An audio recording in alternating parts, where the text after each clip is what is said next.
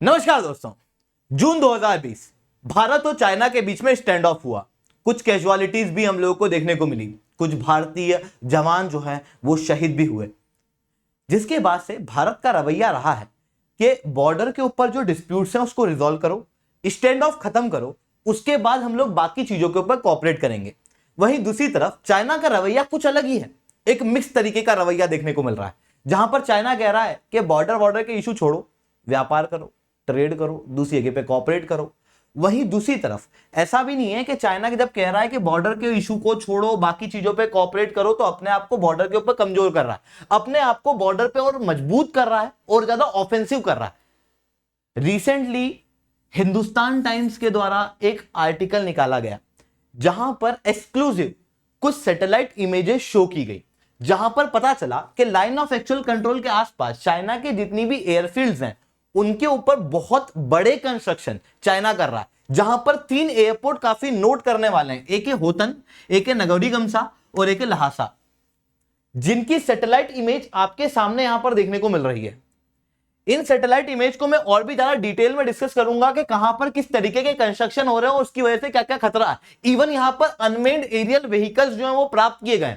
पर ये सारी चीजें चाइना जो है वो 2 कारणों से कर रहा है। पहला, चाइना एक बड़ा देश है जहां पर अलग अलग जगहों पे सैनिक जो है वो तैनात रहते हैं। ऐसी कंडीशन में अचानक से लाइन ऑफ एक्चुअल कंट्रोल के आसपास सैनिकों की जरूरत लगती है, तो सैनिकों को रैपिड डिप्लॉय करने के लिए, एयर फोर्स को और ज्यादा उनकी कैपेबिलिटीज को बढ़ाने के लिए यहां पर ये एयरफील्ड के ऊपर कंस्ट्रक्शन किया जा रहा है। वहीं दूसरी तरफ चाइना जो है वो अपनी ऑफेंसिव कैपेबिलिटी बढ़ा रहा है, मतलब भारत के आसपास वाली ही एयरफील्ड को मजबूत कर रहा है, जो दिखाता है कि अगर जरूरत पड़ेगी तो कभी अटैक करने के लिए ये एयरफील्ड जो है वो काम ली जाएगी। जहां पर ईस्टर्न सेक्टर यानी कि अरुणाचल प्रदेश के पास वाली एयरफील्ड और यहां पर आप वेस्टर्न सेक्टर के पास वाली एयरफील्ड देख सकते हो। अब यहां पर ये चीज किस तरीके से हो रही है और इसकी वजह से भारत के ऊपर क्या क्या खतरे देखने को मिल सकते हैं, उन सारी चीजों को मैं शुभेंद्र सिंह चौहान इस सेशन के अंदर डिस्कस करूंगा। बट उसके पहले आप लोग मेरे साथ में सासी10 टेलीग्राम ग्रुप के ऊपर जुड़ सकते हो। मेरे क्लास की अपडेट, पीपीटी, पीडीएफ सब कुछ आपको हमें मिल जाता है। इसके अलावा दोस्तों एक बहुत ही इंपॉर्टेंट अनाउंसमेंट है। 1 जून से पाथफाइंडर का कोर्स शुरू हो चुका है। कंप्रहेंसिव कोर्स है। जीएस की पूरी पढ़ाई कराई जाएगी, सीसेट की पढ़ाई कराई जाएगी, एथिक्स की पढ़ाई कराई जाएगी, जीएस 1 2 3 सब कुछ कवर किया जाएगा, प्री और मेंस दोनों के पर्सपेक्टिव से। साथ में आपको टेस्ट सीरीज दी जाएगी, साथ में आपको ब्यूरोक्रेट द्वारा जो ऑलरेडी सर्विस के अंदर है उनके द्वारा मेंटरशिप दिलवाई जाएगी। ये सब कुछ आपको मिल रहा है 14,999 के अंदर।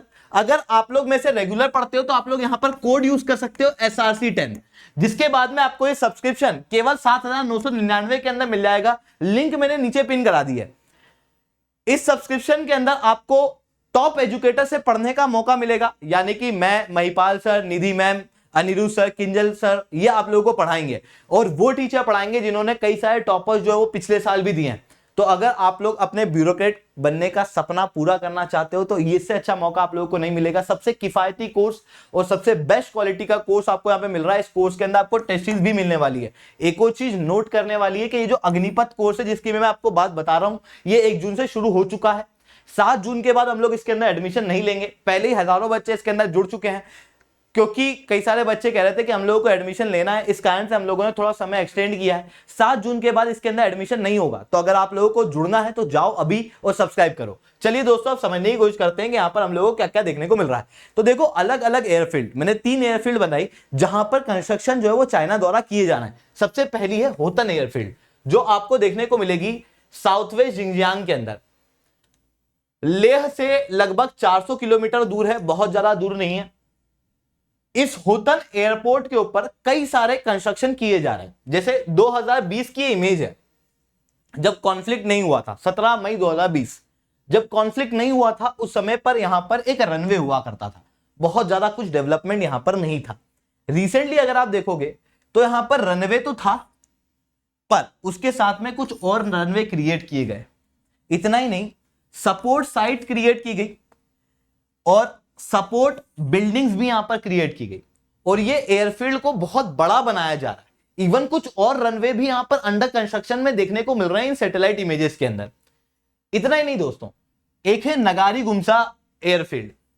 नगारी गुमसा एयरफील्ड आपको यहां पर देखने को मिलेगी। जो कि उत्तराखंड के भी पास में है और यहां पर लेह से भी पास में है। इवन अगर मैं पेंगोंगसो लेक की बात करूं तो वहां से ये लगभग 200 किलोमीटर की दूरी पे है। ये नगारी गुमसा जो था वो बहुत पहले से नहीं था एयरपोर्ट, ये 2010 के अंदर ऑपरेशन में लाया गया था।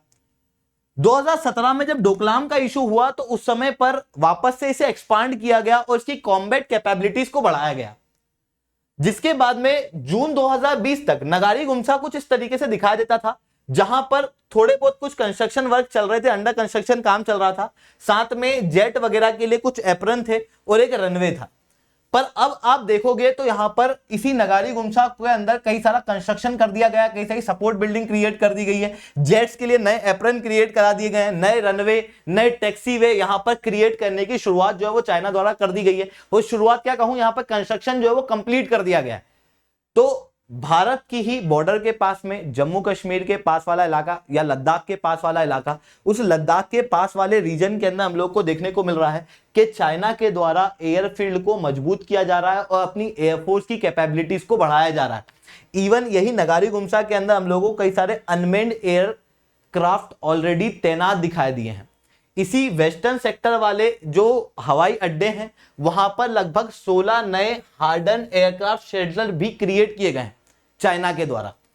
इसके अलावा एक है लहासा एयरपोर्ट। लहासा एयरपोर्ट आपको देखने को मिलेगा ईस्टर्न सेक्टर में, अरुणाचल प्रदेश के पास में। अभी जो मैं बता रहा था वो इधर की बात थी। अब हम लोग बात करेंगे लहासा की। लहासा अरुणाचल प्रदेश के पास में आपको देखने को मिलेगा, जो कि तिब्बत ऑटोनोमस रीजन के अंदर है। ये लहासा का एयरपोर्ट न केवल मिलिट्री पर्सपेक्टिव से बल्कि सिविलियन पर्सपेक्टिव से भी इंपॉर्टेंट है। इस कारण से यहां पर कंस्ट्रक्शन जो है वो कई सारे देखने को मिल रहे हैं। ये आपको कुछ इस तरीके से पहाड़ों के बीच में देखने को मिलता है लहासा। यहां पर रिसेंटली नए एयरक्राफ्ट शेल्टर लगभग 30 क्रिएट किए गए हैं, नया रनवे क्रिएट किया गया, इवन जेट्स के लिए नए एप्रन वगैरह भी क्रिएट किए गए, सपोर्ट बिल्डिंग क्रिएट की गई है और अंडरग्राउंड फैसिलिटी को भी यहां पर कंस्ट्रक्ट किया गया है।